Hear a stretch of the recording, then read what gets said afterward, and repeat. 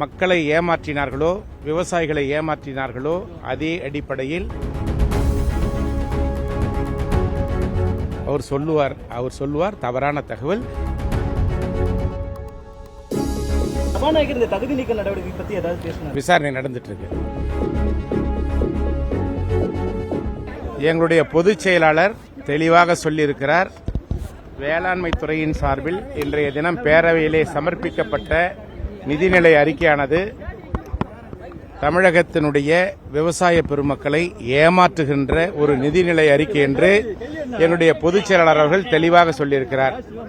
கடந்த கால ஆட்சியிலே எப்படி விஞ்ஞான ரீதியாக வார்த்தை அலங்காரங்களை கொண்டு மக்களை ஏமாற்றினார்களோ, விவசாயிகளை ஏமாற்றினார்களோ, அதே அடிப்படையில் 20 துறைகளை ஒருங்கிணைத்து வேளாண் துறையினுடைய நிதிநிலை அறிக்கை சமர்ப்பித்திருக்கிறார்கள் என்று எங்களுடைய பொதுச் செயலாளர் அண்ணன் எடப்பாடியார் அவர்கள் தெளிவாக சொல்லியிருக்கிறார். இந்த நிதிநிலை அறிக்கையின் மூலமாக தமிழக விவசாய பெருமக்களுக்கு எந்த விதமான நன்மையும் இல்லை. தேர்தல் நடைபெறுவதற்கு முன்பாக தாவேகா கட்சியின் சார்பில் அறிவிக்கப்பட்ட தேர்தல் வாக்குறுதிகளில் 5 ஏக்கருக்கு குறைவாக இருக்கின்ற விவசாயிகளுடைய அனைத்து கடன்களும் தள்ளுபடி செய்யப்படும் என்று சொன்னார்கள்.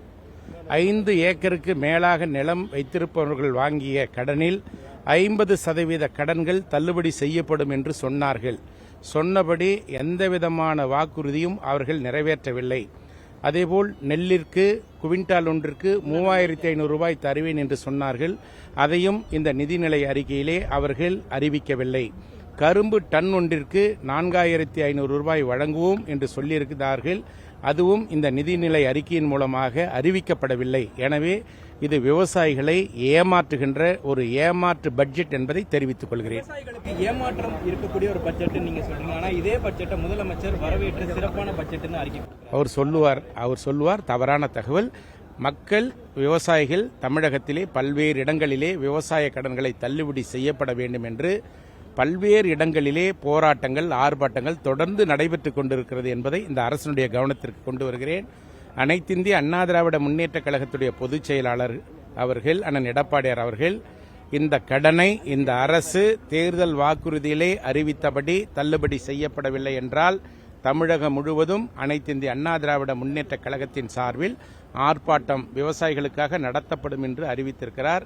எனவே அண்ணன் எடப்பாடி அவர்கள் என்ன சொல்லுகின்றார்களோ அதற்கு ஏற்ப அனைத்து இந்திய அண்ணா திராவிட முன்னேற்றக் கழகத்துடைய நிர்வாகிகள் செயல்படுவார்கள் என்பதை இந்த நேரத்தில் தெரிவித்துக் கொள்கிறேன். சபாநாயகர் இந்த தகுதி நீக்க நடவடிக்கை பத்தி ஏதாவது பேசினார்? விசாரணை நடந்துட்டு இருக்கு. 3 வார காலம் அவகாசம் கொடுத்திருக்காங்க. நடந்துட்டு இருக்கு. விசாரணை நடந்துட்டு இருக்கு.